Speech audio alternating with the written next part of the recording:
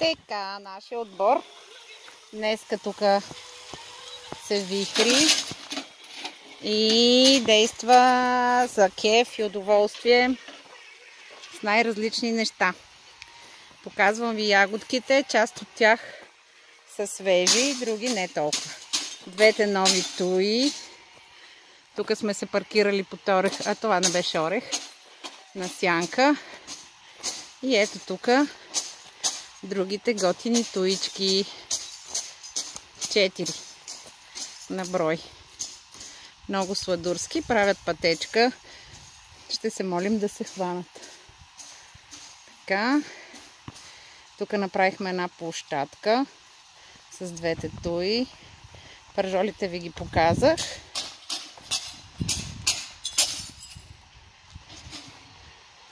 Така, тук слизам по стълбите. Се надяваме, че няма да се претукам. Така.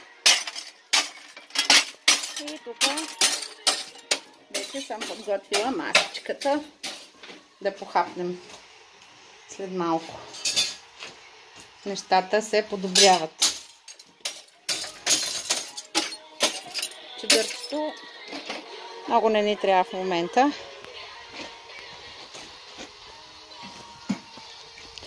Ето, показвам пак огнището и оставям телефона, защото ще ми изгорят пържолите. Айде!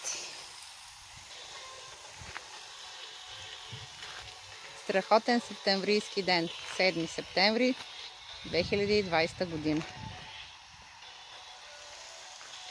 Игрището. Айде, чао! Да, и музиката. Важно е.